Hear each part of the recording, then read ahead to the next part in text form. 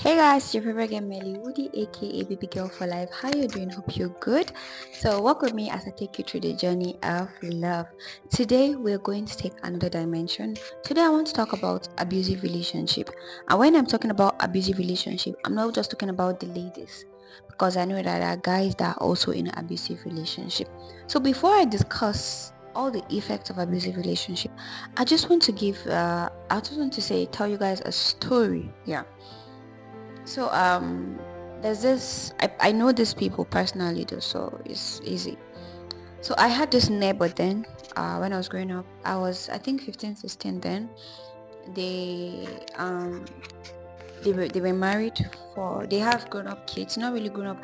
I think the first daughter was my age at that time, second daughter, and they had three girls. So but there's something I noticed about this family. They're always fighting. When I'm in fighting, the husband is always beating the woman. They have like grown up kids, but he would drag the mother outside, he would remove her clothes, he would beat her up. And then I'm always telling my parents, what's wrong with these people? Why is this man doing this? And my mom never explains anything to me. Sometimes you see even neighbors around, they'll go talk to this man, why are you always beating your wife? And then the funny thing is the man, he's faithful to God according to him though. He's a believer. He always goes to church. He's punctual and everything. He doesn't miss service and all of that. But whenever he comes back to the house, he's something else. He's always beating his wife. He's an abuser. He abused her mentally, emotionally, financially, and all of that. So this thing keeps happening. But we're teenagers then, and so I was a teenager at that age, but I knew whatever that man was doing was wrong. Whatever he was doing to his wife was wrong. She would cry, and then people will advise her, leave this man is going to kill you someday. She still stayed with him. She loved him. She said he's not like that. She's always creating excuses for him. And I would look at my parents, I'm like, it got to a point that I asked my parents that, is this normal in marriage or relationship? Because I don't see them do it. I don't see my parents fighting. I don't see my parents shouting at each other. Probably they definitely have fight, but we don't even get to hear. I've never heard them fighting. So when I see my neighbors doing all of that, like, what's happening? Is everything okay? So there was this time this woman got pregnant, and then I remember she had three girls, and then these three girls there is a problem to that man. He never ceased to remind her that she's a failure because she's giving birth to a female girl child in this day and time. Anyways, so she was pregnant this time, and then she gave birth. She gave birth to a boy. This man, he liked her. He was doing stuff for her. He was buying stuff for her. Like he totally changed. And then I was wondering, so is it because she wasn't able to give her to a male child? That's why I was treating her that way. And then how is that her fault? God is the one that gives babies. Why are you maltreating me? Because I'm giving birth to female children. Remember, it's what you put inside me that I bring out. So what is all of this?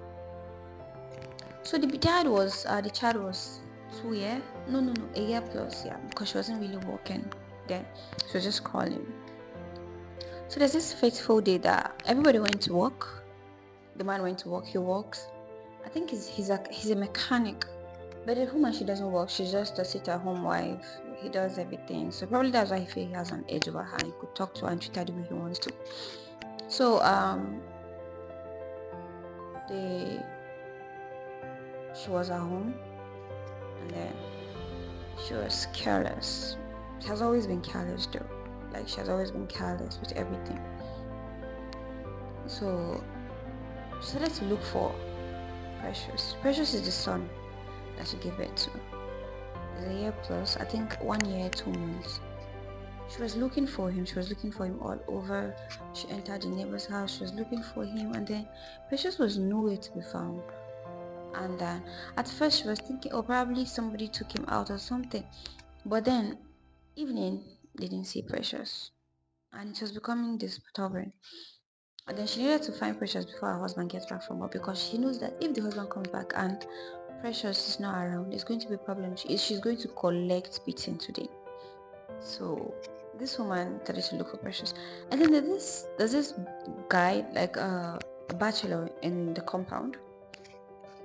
When he got back from work, he was also looking for everybody. We're all looking for Precious and all of that. So there's this well. Yeah, there's this well, very deep well in the compound. It's not closed properly. So the guy was just checking around, trying to be sure that she's somewhere around the house. While he just opened the well, lo and behold, Precious was floating. She was in there. She was so he dived inside. He went inside. So this guy was able to enter the well and bring out his dead body out. Precious dead body. Yeah, it's so heartbreaking that Precious died. The mother was devastated, and then the father got back from work that day and he started to accuse the mother of killing his son. And then did I remind you that the woman is in so much pain? It's her child. She gave birth to the child. So whatever the husband thinks he's feeling is not even close to whatever she's feeling, because it's her child. She gave birth to the child. So why would the husband come and make her say these things to her? People were there, like he got back from work, started to shout that he was crying. He was crying. He held her tight. He wanted to kill her. People were holding him. And it was so sad. So I'm trying to create excuse for him. Let's assume at that time he was all over his feelings. But remember that even before they lost Precious, he wasn't nice to the wife.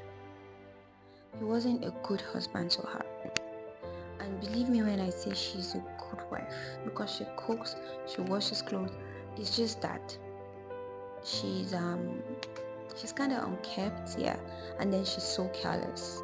But I'm sure a couple that have been married for that long, they kind of know each other's flaws. So I wouldn't be with someone I know that I'm not going to enjoy being married to. I'm not going to marry you if I know that I'm just going to frustrate you in the marriage simply because you're probably not my spec.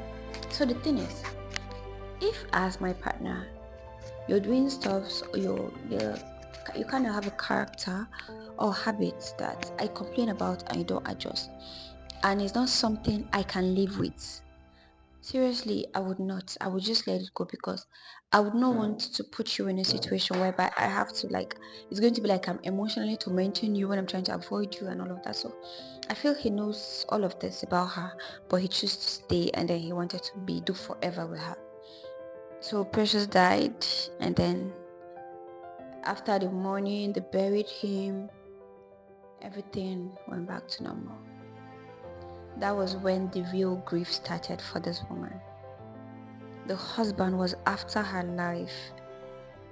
This woman developed mental issues. She had psychological trauma. It's not this trauma that we're having now, this generation are doing. Not this kind of depression. She was legitimately losing her sanity. This woman ran mad. She started taking medicines. They had to take her to a psychiatric hospital. And then the funny thing is, when people left, after the burial and mourning and everything, people left, the husband resumed beating her. In fact, the hatred went from 0 to 1 key. It was like he hated this woman, and he was trying his possible best to make sure she left the house. But she wasn't leaving. Why? This person will look at you and say, I don't love you, I hate you, you disgust me, you irritate me. And yet you are still there. I'm not married. I've not been married before. So I can't really say. But I'm obsessed with my peace of mind. I love to be happy. So if whatever you are doing, or you are someone that tempers with my peace, So don't get me wrong. I'm not advising anybody to leave their spouse or their relationship or whatever, but there are signs that someone will show you that you will know that this person is an abusive person. Verbal, emotional, mentally, financially. There are a lot of abuses. Somebody don't have to raise their hands on you before. You would say, oh, he's abusive. Yes. Like I said, I'm obsessed with my peace of mind. So I cannot condone when whatever you're doing is messing with my peace. I leave. For my own peace of mind, yeah. I delete, I block, I ignore, I go. Just because I'm trying to avoid unnecessary things. And you see, this whole abusive thing, it has a lot of effects. You see that woman? At the end of the day, she lost her sanity. When we left the house, she was in a psychiatric. This woman ran mad. She went crazy. And before then, let me even tell you guys, this whole thing messed with her. It shattered her. She had traumas, different kind of traumas. She would sit down alone and she would talk to herself. She would be talking. This whole abuse messed with her self-esteem and ego. This woman cannot even talk when women are talking.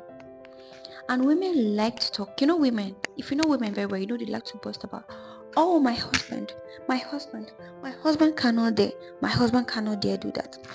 And here you are when, when women in the area are talking and then this woman, she wants to talk, everybody just look at her and be like, why are you talking? Like, nobody rates her. So that whole thing was messing with her mental state, her self-esteem. She doesn't even go, she had to stop going out because they'll be like, see that woman, that her husband is beating her.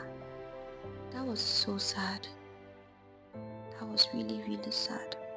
This man messed with her mental states. He messed with her self-esteem.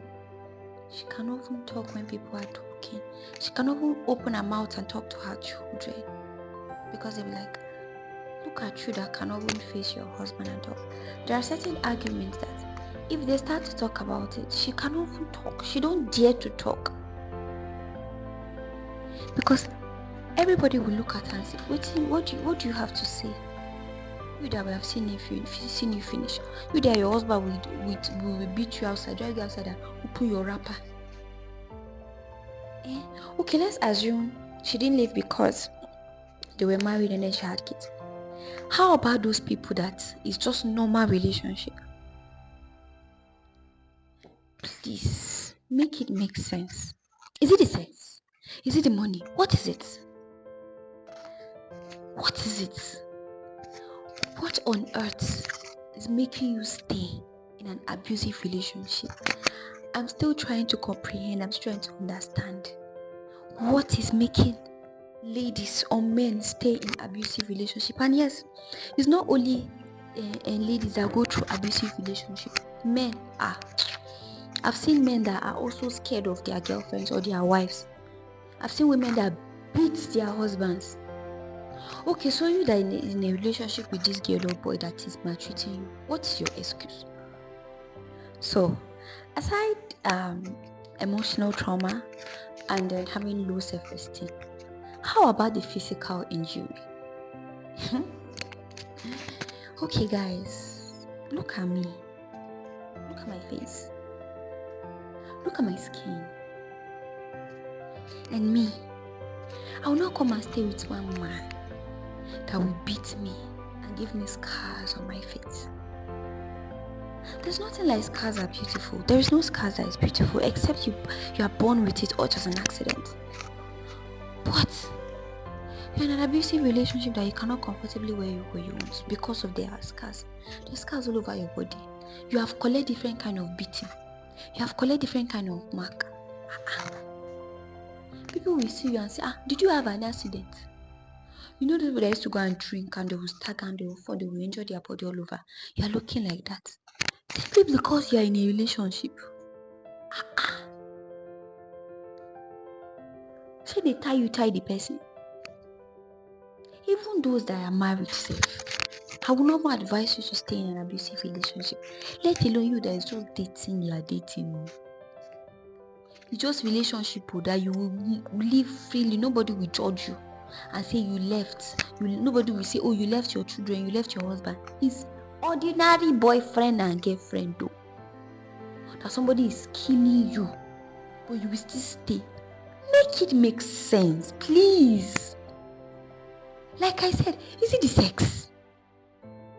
Every time you are wearing sweater, you're wearing nose mask, you're wearing eyeglass, there's always scar. There's always scar all over your face. There's always bruises. You and the person you are dating, people are doing wrestling. Was it teach you everything in school? So, aside emotional trauma, low self-esteem, physical injury, let's talk about the PTSD that comes with it. The post-traumatic stress and disorder. I don't want to use the word damaged, but people that have been in an abusive relationship are always, even if they leave that relationship or marriage, they are always insecure.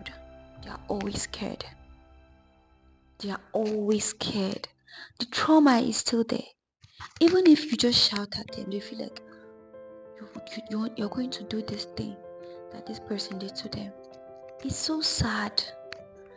And you that have not experienced that kind of thing, and you are dating somebody that have experienced different kind of abuse and is dealing with PTSD, traumas, nightmares and all of that.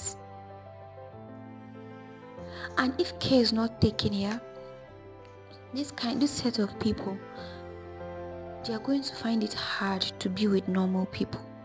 Yes. When there's a stage that abuse will reach, that people they start to enjoy it. I've heard ladies say that. Ladies say they can't be with a man that doesn't beat them.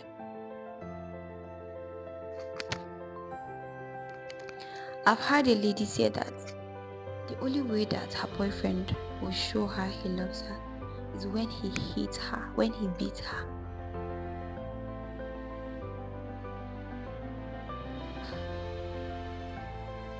How is that even a show of love and affection? How is beating a show of...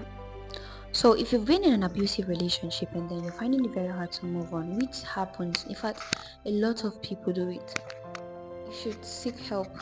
If you're so attached to toxicity that you're finding it very hard to be with a normal person, you just want that violence and everything, you should seek help from either a counselor, because it is not normal. There's nothing normal about wanting a man that will beat you. There's nothing normal as wanting a woman that would torment you. No, it's not normal. You can't crave for violence. No. And then one of the damages that this whole thing caused, social isolation. Before you know, they start isolating themselves socially. They start avoiding friends, avoiding family and all of that, because they know that once they stay around or hang around their family and friends, they will notice something. There's something off about them. So the best way to avoid all of these things is to stay away, is to isolate themselves. And you know that once you start isolating yourself, a lot of things kicks in. Depression kicks in. Yes, depression kicks in. Don't even say you cannot say you enjoy being beaten and not sound like a crazy person. That is just a honest truth. You cannot say you enjoy a man beating you and not sound like someone that is sick. Because I'm still trying to wrap my head around this whole thing, but it's not making sense to me. That's what I'm always saying. Make it make sense, because it's not making sense to me. And this whole thing also comes with lack of trust. You cannot trust anybody. So I was seeing a movie years ago and then something happened. She's a single mom. Okay, she's a single mom. She has a daughter, and then she met this guy, and then the guy was a really cool guy. But the mom has had past traumas and all, so she was finding it really hard to trust anybody. So there's this day she left her daughter with this guy, and then they were just lying on the bed, and then he was trying just showing her stuff in his phone, and then the mother walks in. When she saw them lying down, there was nothing. He was just showing a little girl, I think 10 years. She was just showing her something. And the mom freaked out and she started to shout. She started to insult him. But what was he trying to do? He's trying to touch her daughter. And then this man, he was trying to understand what was going on. So you would not blame her. With the past experience she had, she's finding it very hard to trust anybody. She cannot trust anybody, not with herself, not with her child. She can't. So this thing is messing up people. It's mess with you. And then another thing is you are always living in anxiety and fear. You are always living in anxiety and fear. You are always scared. What would happen next? You can, if once you do something like this, you know that the next thing that comes is beating, is slap. How long will you keep living in anxiety and fear simply because you are with an abusive partner? It's okay to make mistakes. Yes. We are humans. I'm a human being for crying out loud. It's okay to make mistakes. And trust me, it's okay for you to want to correct me. But what I will not condone is somebody raising his hand and hitting me because he says it feels like I'm doing the wrong thing. So you'll be always scared of doing things because you know, say if you do this one, you go collect. How now? I'm not saying you should not correct me. Correct me, baby, when I'm wrong. But you don't have to be violent. And then the girl is always there. She's always scared. She's trying to be perfect because she knows that her little imperfection will cost her a lot. She'll have to collect scars. She'll have to. Seriously? No, now. It doesn't work like that. And then, this whole abuse, do you know that it leads to you taking substance? Yes. Before you know, you start abusing substance because you want to get over whatever you're feeling. You don't want to feel the anger, the hate. You just want to feel good. You just want to lie down. You start taking things you're not supposed to be taking. Why? Simply because somebody out there is abusing you and you cannot walk away. So you start taking hard drugs just to make yourself feel better. No. And all of those things, they have effects. A lot of effect. It kills. And before you know it, you enter depression. Before you know it, you start thinking of suicide. Even normal person that doesn't even take drugs, that is just going through few little life challenges, is always thinking of suicide. Or once in a while they think of suicide. Let alone you, that is letting somebody's son to beat you and is leading you to taking drugs, hard substance, and then still dragging you into depression. And then the only thing that comes to your mind. The funny thing, we've seen women that kill themselves, women in marriage that kill themselves, or we've seen women that violence led to their deaths. And what happens afterwards? Let me tell you something. That boy, that man, he will move on. He will marry another girl. He will date another girl. Ah, yes, he will mourn you for 2 weeks, 3 months. Then, in fact, the next month, self is already fucking another girl in your bed. That's just the honest truth. So why do you want to kill yourself? Why? Because of somebody.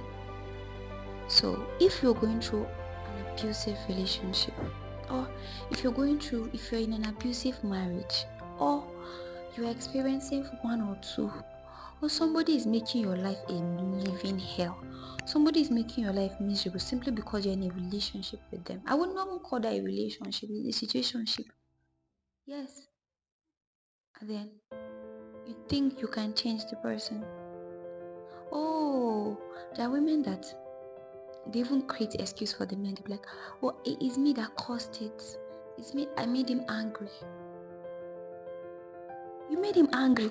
And then you hear women say, "Oh, I cannot go. I cannot leave my children." Then you will die and leave them. It's not better you live alive than to live dead. What is wrong with you people? And then I always encourage women to be financially stable. And I'm not encouraging you to be financially stable so that you disrespect your husband or your boyfriend. No. So that you'll be able to stand. You will not be dependent of the man.